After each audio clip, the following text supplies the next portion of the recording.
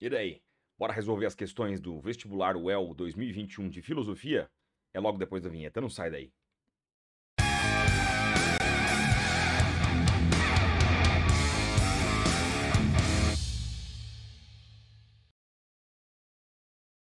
Saudações, meus jovens! Eu sou o professor Lucas e este é o Filosofia Espiral. Sejam todos muito bem-vindos e muito bem-vindas.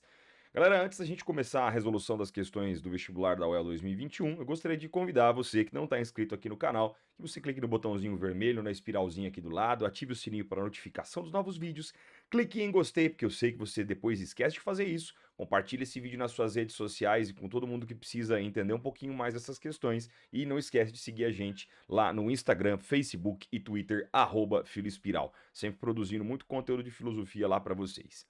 Belezeira? Gente, então a proposta desse vídeo é a gente entender um pouquinho deste vestibular da UEL de 2021, né? Não sei se você fez ou não fez a prova. No primeiro momento, gostaria de fazer um comentário, né? Esse vestibular ele teve uma característica bastante especial. Por conta do contexto de pandemia, a UEL fez uma única fase, né? Quem acompanhou a semana especial do Veste Espiral aqui no canal viu que a prova ela teria 50 questões mais uma redação. Então você tinha 36 questões de conhecimentos gerais, 4 dessas questões eram esperadas para filosofia. No fim das contas, acabou sendo os 10% que geralmente acontece. Nós tivemos aí 3 questões e meia de filosofia, né? Eu já vou explicar o porquê esse meia questão, dado que algumas foram interdisciplinares. E a gente percebe, claro, né, analisando de fora, analisando como né, alguém que entende de filosofia e não como alguém que estava lá fazendo a prova de vestibular, a gente percebe que a UEL, ela, vamos dizer assim, tirou um pouco a mão. Não significa que o vestibular era a coisa mais fácil do mundo, que era tranquilo de fazer, nem nada disso. Mas a gente percebe que as questões elas estavam muito mais rápidas, né, mais elementares, de uma execução muito mais veloz do que costumeiramente se fazia nos outros vestibulares. Tudo até por uma questão de ser uma única fase, né, de ser um número de questões concentradas de todas as provas possíveis, mais a redação. Então, a gente percebe que, do ponto de vista técnico, principalmente na parte de humanas, que é a parte que eu posso opinar alguma coisa, né? A prova ela foi um pouco mais tranquila do que costuma ser. Não significa que é fácil, não significa que, nossa, se você não foi muito bem, você perdeu uma grande oportunidade. Não é isso.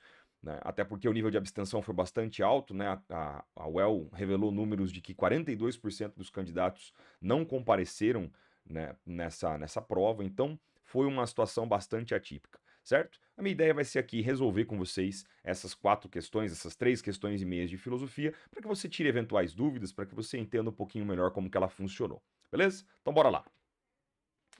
Bom, quando a gente fala então das questões que a UEL colocou, a primeira que eu quero resolver com vocês, eu vou resolver a prova tipo 1 de inglês, certo? Que foi a primeira que eu encontrei para baixar, foi a primeira que eu baixei, e aí vou colocar o número das questões de acordo com essa prova tipo 1. A primeira delas é a questão 2, logo no começo da prova, e ela é a meia questão de filosofia que eu me referia. O que acontece, gente? Nós percebemos que essa questão 2 ela é uma questão interdisciplinar entre filosofia e história. E para falar bem a verdade, se você for analisar meio que ao pé da letra, a filosofia estava bem pouca ali, né? Na verdade é uma questão predominantemente de história, mas existe um filósofo que é o Kant, que está sendo citado aqui e que ajudava, claro, a resolver um pouco da questão. Então você tinha o seguinte: contra o obscurantismo, o iluminismo, o esclarecimento, sustentou que a ignorância não é uma virtude e que a obediência cega à autoridade é incompatível com nossa natureza racional. A esse respeito, Immanuel Kant foi taxativo. Abre aspas. Tem coragem de fazer uso do teu próprio entendimento. Tal é o lema do esclarecimento, o Aufklärung, né? Não sei se é essa a pronúncia da palavra em alemão, mas é isso aí, né?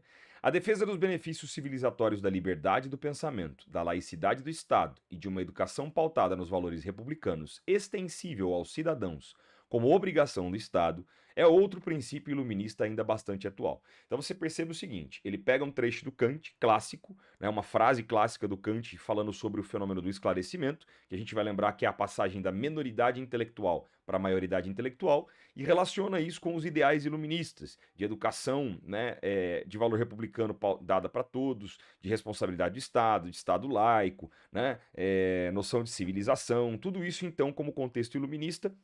contra as visões obscurantistas de mundo. Então, acerca disso, Auel foi lá e pediu. Veja só.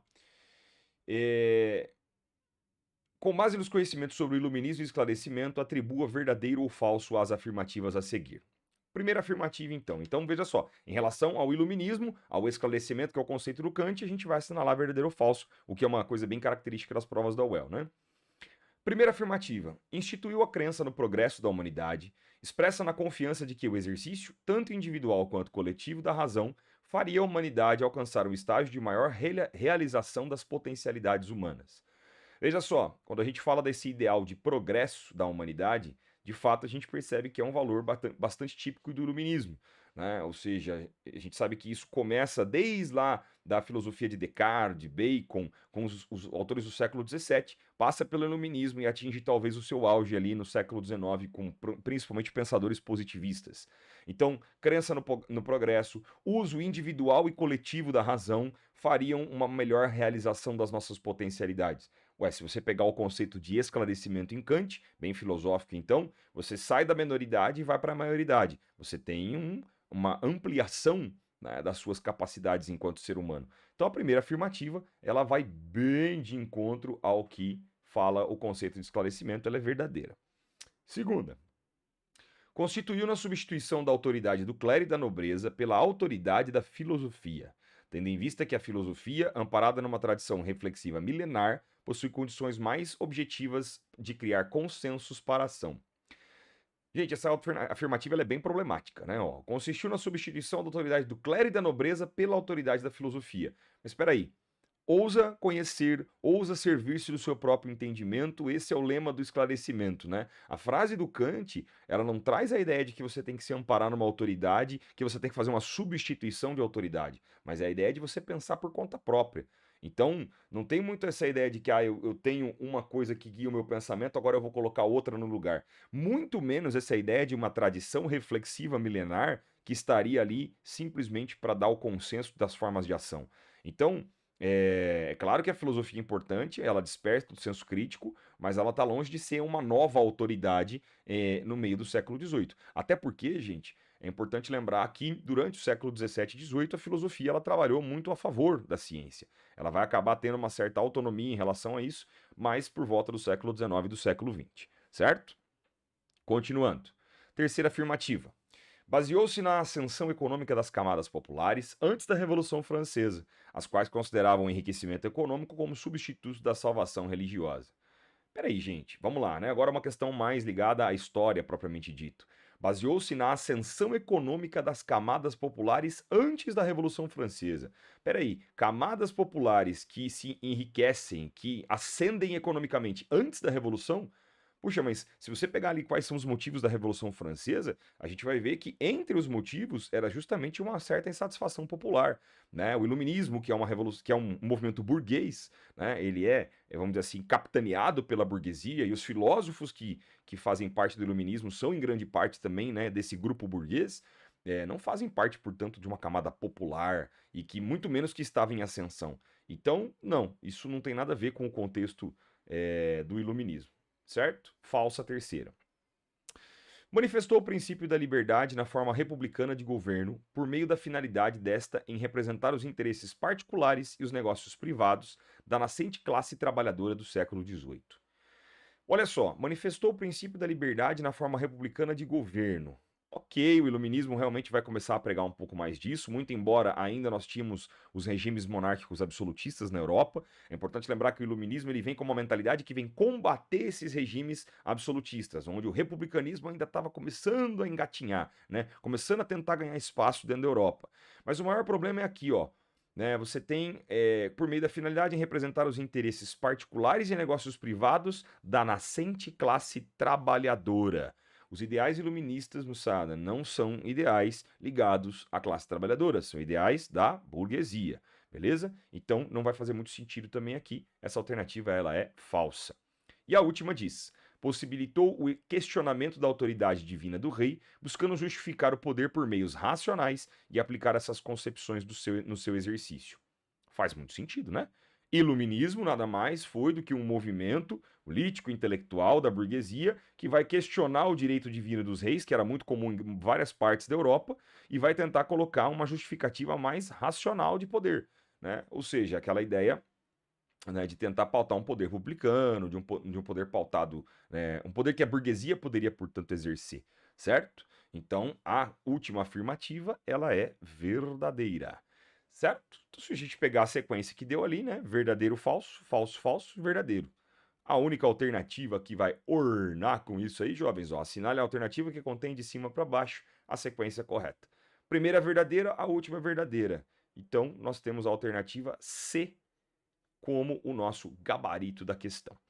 Beleza? Claro que uma estratégia sempre muito boa para você fazer quando você fica inseguro é de repente você pegar uma afirmativa que você tinha certeza e tentar jogar com as alternativas, certo? Mas aqui a gente vai lá trabalhar a sequência das alternativas. Maravilha? Outra questão. Outra questão que nós tivemos na prova tipo 1 de inglês foi a questão 10, que tinha um texto do Aristóteles, né? Inclusive algumas pessoas até me disseram: "Ah, Lucas, você nas suas revisões falou que ia cair Aristóteles, olha que beleza, né?" Mas a verdade é assim, gente, caiu um texto do Aristóteles, mas a gente vai ver que a questão não é muito bem sobre ele. Olha o que ele fala. Texto tirado da Poética de Aristóteles.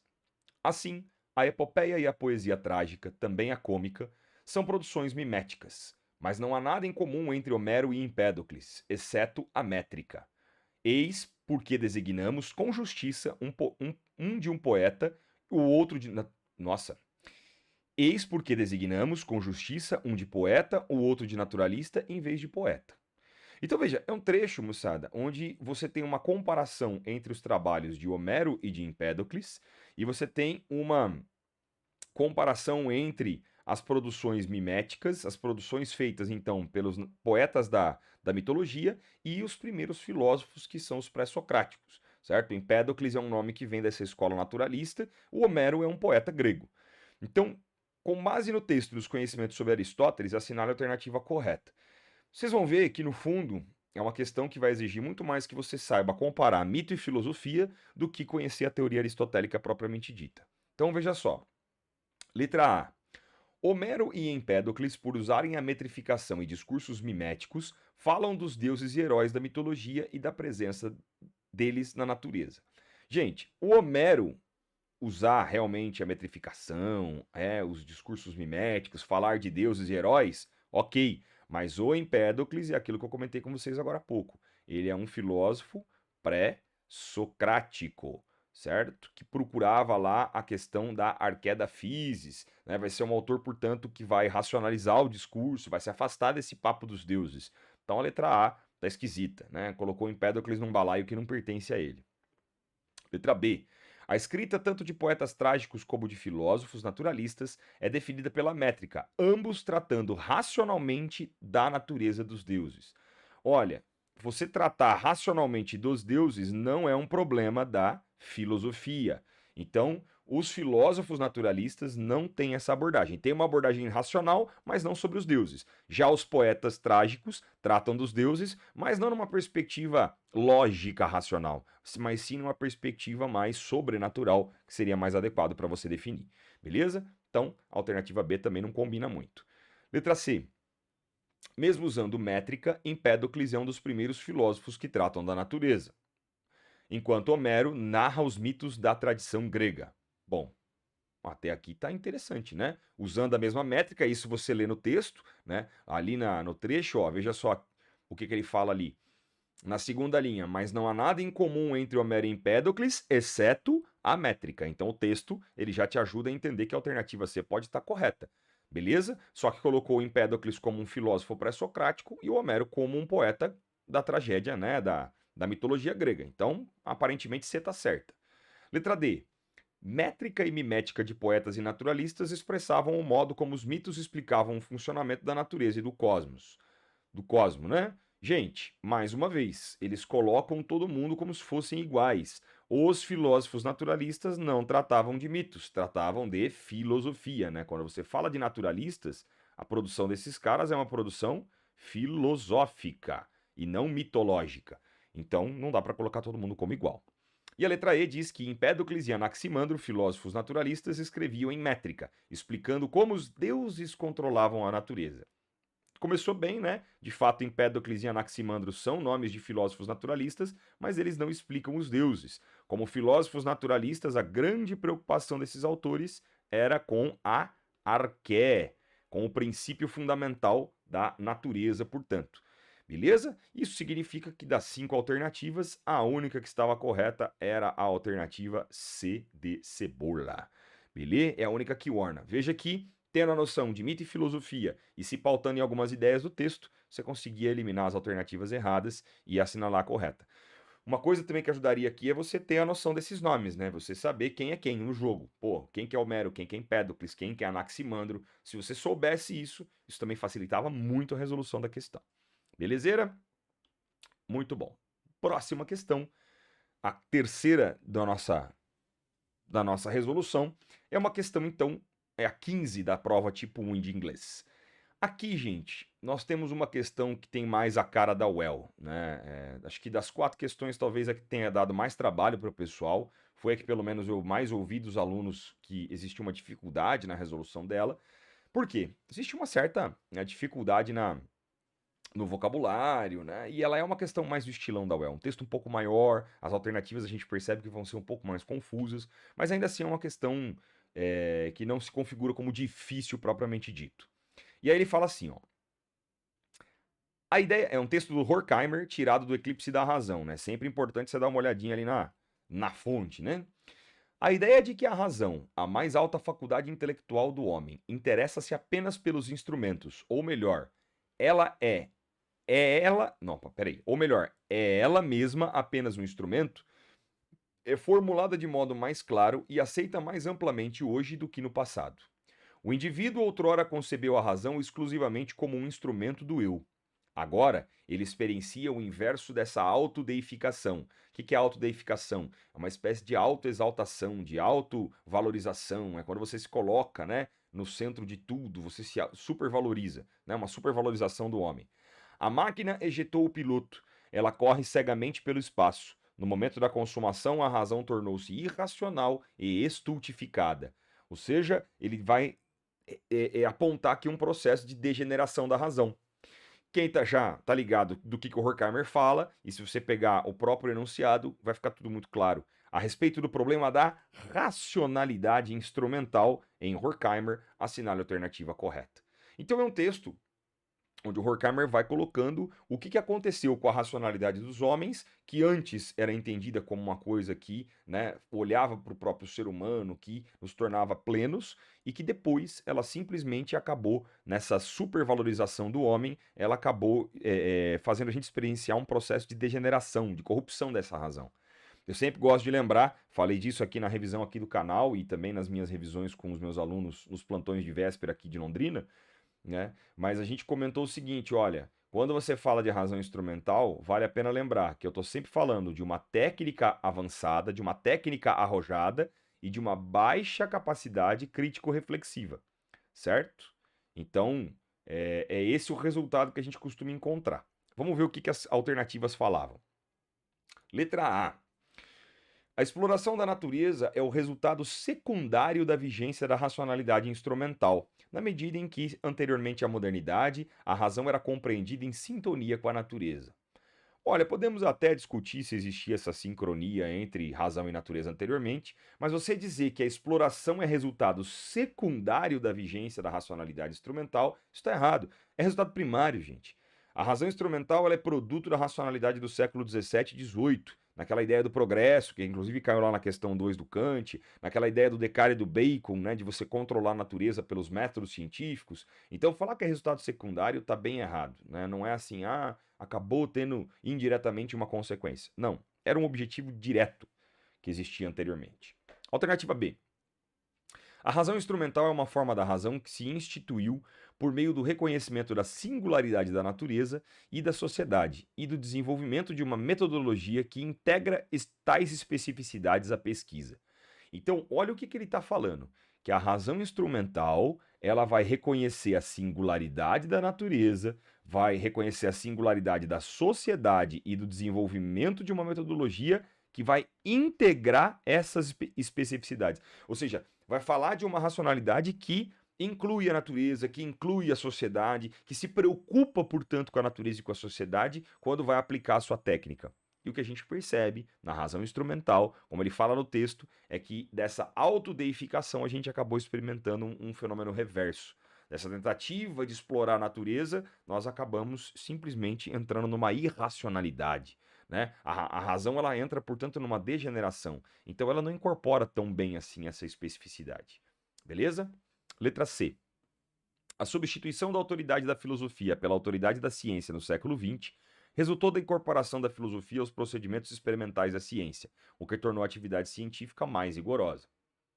Também não, porque assim, no século XX, moçada, você vai ter grupos de filósofos que vão fazer um questionamento da ciência, que vão colocar a ciência em xeque, como, por exemplo, os próprios teóricos da escola de Frankfurt, né? Mas a gente pode pensar em outros grandes pensadores, né? Como a Hannah Arendt, que acabou não caindo na prova, como um filósofo que também não cai na UEL, que é o Hans Jonas.